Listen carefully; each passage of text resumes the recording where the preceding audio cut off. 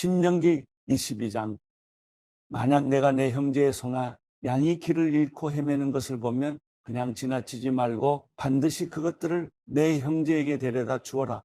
만약 그 형제가 가까이 살지 않거나 그가 누구인지 모른다면 내 집에 데려갔다가 찾는 사람이 올 때까지 너와 함께 두었다가 그에게 그 짐승을 다시 돌려줘라. 마찬가지로 너는 내 형제의 낙이나 겉옷도 그렇게 하며 내 형제가 잃어버린 모든 것을 찾았을 때도 그렇게 하고 못 본 채 하지 마라. 만약 내가 내 형제의 낙이나 소가 길거리에 넘어져 있는 것을 보면 그냥 지나치지 마라. 넘어진 것을 일으켜 세워주어라. 여자는 남자 옷을 입지 말고 남자는 여자 옷을 입지 마라. 너희 하나님 여호와께서는 이렇게 하는 사람을 가증스럽게 여기신다. 만약 내가 길가나 나무이나 땅바닥에 있는 새 둥지에서 어미가 새끼나 알을 품고 있는 것을 보면 그 어미나 새끼를 가져가지 마라. 너는 새끼를 가져가되 반드시 그 어미를 놓아주어라.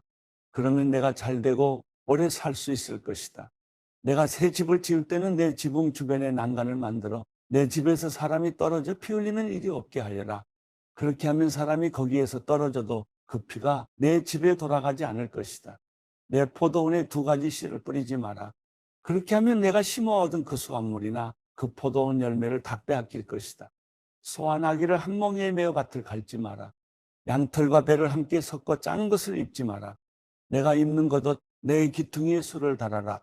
만약 한 남자가 아내를 얻었는데 잠자리를 같이 한 뒤에 그가 싫어져서 내가 이 여자와 결혼해서 잠자리를 같이 했는데 처녀인 증거를 볼 수 없었다라며 비방하고 누명을 씌운다면 그 여자의 부모는 그 처녀가 처녀인 증거를 성문에 있는 그 성 장로들에게 가져가야 할 것이다. 누명을 쓴 여자의 아버지는 장로들에게 말하라. 내가 내 딸을 이 사람과 결혼시켰는데 그가 내 딸을 좋아하지 않습니다. 지금 그가 내 딸을 비방하며 내가 당신 딸이 처녀인지 알 수 없었다라고 말하지만 여기 내 딸이 처녀인 증거가 있습니다. 그리고 그 부모가 그 천을 그 성 장로들에게 보여주면 장로들이 그 사람을 데려다가 벌을 주어야 한다. 장로들은 그에게 은백세계를 물리고 그 돈을 그 여자의 아버지에게 주도록 하라. 이는 그 사람이 이스라엘의 처녀에게 누명을 씌웠기 때문이다. 그 여자는 계속 그의 아내가 되어야 하리니 그는 살아있는 동안 그 여자와 이혼할 수 없다. 그러나 만약 그 고소가 사실이어서 그 여자가 처녀라는 증거물이 발견되지 않는다면 그 여자를 자기 아버지 집 문으로 데려가 거기서 그 성의 남자들이 돌로 쳐 죽여라. 이는 여자가 아버지의 집에 있을 때 이스라엘에서 난잡한 행동으로 수치스러운 짓을 했기 때문이다. 너는 그런 악한 사람들을 너희 가운데서 제거하여라. 만약 한 남자가 다른 남자의 아내와 잠자리를 같이 한 것이 밝혀지면 그 남자와 여자는 죽여서 그런 악한 사람들을 이스라엘에서 제거하여라. 만약 한 남자가 어떤 약혼한 처녀를 성 안에서 만나게 돼 함께 잤다면 너는 그들 모두를 그 성문 앞으로 데려가 돌로 쳐 죽여라. 그 여자는 성 안에 있었는데도 도와달라고 소리 지르지 않았고 그 남자는 다른 남자의 아내를 범했기 때문이다. 너는 그 악한 사람들을 너희 가운데서 제거하여라. 그러나 한 남자가 들판에서 어떤 약혼한 여자를 만나 강간했다면 그 남자만 죽어야 할 것이다. 그 여자에게는 아무것도 행하지 마라. 그녀는 죽임당할 죄를 짓지 않았다. 이런 경우는 자기 이웃을 공격해 살해한 사람의 경우와 같은데 그 사람이 들판에서 여자를 만나는 바람에 약혼한 그 여자가 소리를 지르더라도 도와줄 사람이 하나도 없었기 때문이다. 한 남자가 약혼하지 않은 여자를 만나 강간하다가 들켰다면 그는 그 여자의 아버지에게 은 50세겔을 지불해야 한다. 그는 그 여자와 결혼해야 하는데 그것은 그가 그녀를 범했기 때문이다. 그는 자기가 사는 동안 그 여자와 절대 이혼할 수 없다. 자기 아버지의 아내와 결혼해 자기 아버지의 침대를 욕되게 하는 일을 하지 마라. 사도행전 26장. 그때 아그리빠가 바울에게 말했습니다. 내 자신을 위해 변호할 것을 허락하노라. 그러자 바울은 손을 들어 변호를 시작했습니다. 아그리빠 왕이여, 제가 오늘 당신 앞에 서서 유대 사람들의 모든 모함에 대해 저 자신을 변호하게 된 것을 다행으로 여깁니다. 특히 왕께서는 모든 유대 관습과 문제에 대해 잘 알고 계시니 더욱 그렇습니다. 그러니 제 말을 끝까지 들어주시기를 간절히 바랍니다. 유대 사람들은 제가 어릴 적부터 제 고향과 예루살렘에서 어떻게 살아왔는지 다 알고 있습니다. 그들은 오랫동안 저를 알았고 제가 우리 종교의 가장 엄격한 종파를 쫓아 바리새파 사람으로서 어떻게 살았는지 증명할 수도 있을 것입니다. 그런데 제가 오늘 재판을 받는 것은 하나님께서 우리 조상들에게 약속하신 것에 소망을 두고 있기 때문입니다. 이것은 우리 12지파가 밤낮으로 하나님을 열심히 섬기면서 이뤄지기를 바라던 바로 그 약속입니다. 왕이여, 바로 이 소망 때문에 유대 사람들이 저를 고소하고 있는 것입니다. 여러분은 왜 하나님께서 죽은 사람을 다시 살리신다는 것을 믿지 못할 일로 생각합니까? 저도 한때는 나사렛 예수의 이름을 반대하기 위해서라면 무엇이든 다 해야 한다고 확신했던 사람입니다. 제가 예루살렘에서 했던 일이 바로 그런 일입니다. 대제사장들의 고난을 받아 많은 성도들을 감옥에 가두었고 그들이 죽임을 당할 때 찬송했습니다. 여러 회당들을 다니며 그들을 여러 번 처벌했으며 강제로 그들에게 모독하는 말을 하도록 했습니다. 그들에게 격분한 나머지 다른 나라 도시까지도 찾아가 핍박했습니다. 그런 일로 다니던 가운데 나는 대제사장들의 고난을 위임받아 다메섹으로 가고 있었습니다. 정오쯤에 왕이여, 길을 가고 있는데 하늘로부터 해보다 더 밝은 빛이 저와 제 일행을 둘러싸며 비추었습니다. 우리는 모두 땅에 엎드러졌습니다. 그때 제게 히브리 말로 말씀하시는 음성이 들렸습니다. 사울아, 사울아, 내가 왜 나를 핍박하느냐? 가시채찍을 뒷발질해봐야 나만 다칠 뿐이다. 그래서 제가 물었습니다. 주여, 당신은 누구십니까? 그러자 주께서 대답하셨습니다. 나는 네가 핍박하는 예수다. 이제 일어나 똑바로 서거라. 내가 내게 나타난 것은 너를 내 일꾼으로 삼아 내가 본 것과 앞으로 내가 내게 보여줄 것을 사람들에게 증언하도록 하기 위함이다. 내가 이 백성과 이방 사람들에게서 너를 구원해 이방 사람들에게로 보낼 것이다.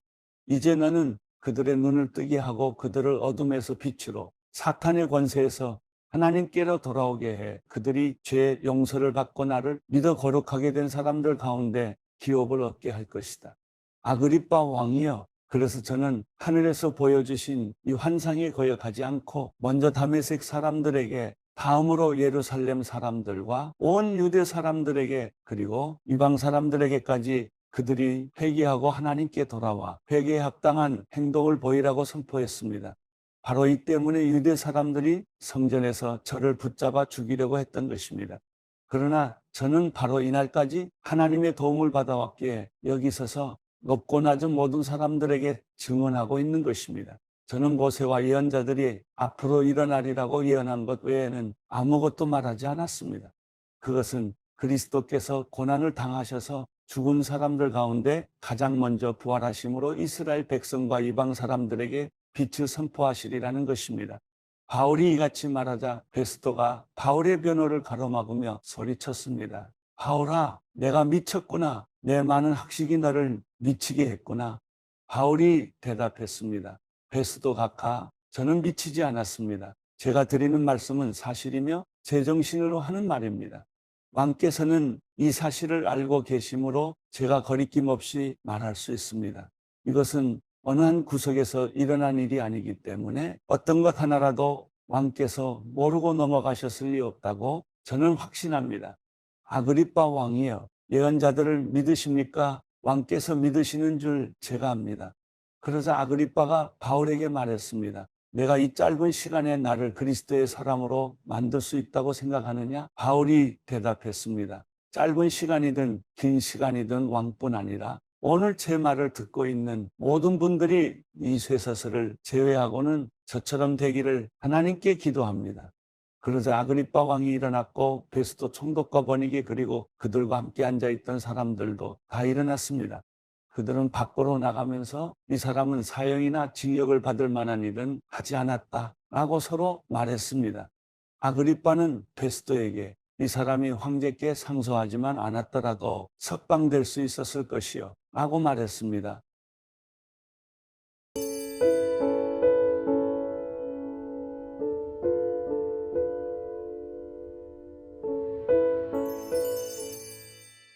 시편 107편. 여호와께 감사하라.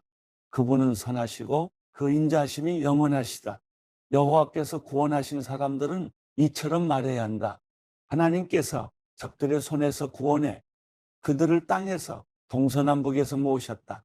그들은 정착할 성을 찾지 못하고 광야 황무지에서 방황하다가 굶주리고 목이 말라 영혼의 기력을 잃은 일이 있었다. 그 고통 가운데 그들이 여호와께 부르짖었더니 그분이 그들을 고통에서 건져주시고 바른 길로 인도하시어 정착할 성으로 들어가게 해주셨다. 여호와의 선하심과 사람의 자손들에게 하신 그 놀라운 일들로 인해 사람들은 주를 찬양하라. 그분이 목마른 영혼들에게 넉넉하게 물을 주시고 굶주린 영혼들에게 좋은 곳으로 채워주셨다. 그들이 어둠 속에 죽음의 그림자 가운데 앉아 쇠사슬에 묶인 채 고난에 빠진 일도 있었다. 하나님의 말씀을 거역하고 지극히 높으신 분의 가르침을 무시했기 때문이다. 그래서 그분이 그들의 마음에 어려움을 주어 낮추셨던 것이다. 그들이 넘어져도 돕는 사람 하나 없었다. 그때 그들이 그 고통 가운데서 여호와께 부르짖었더니 그분이 그들을 구원해 주셨다.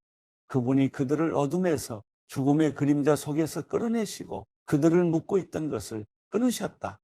여호와의 변함없는 사랑과 사람의 자손들에게 하신 그 놀라운 일들을 생각하며 여호와께 감사하라.